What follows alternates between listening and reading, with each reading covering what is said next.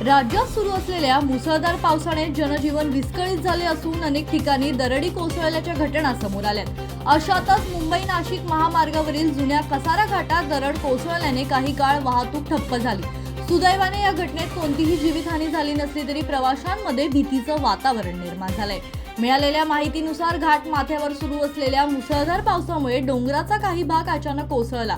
मोठ्या प्रमाणात माती, दगड आणि झाडे थेट महामार्गावर आल्याने वाहतूक थांबली आणि एकेरी प्रवास सुरू झाला। या मार्गावरून वाहन चालकांना काही काळ अडकून पडावे लागले।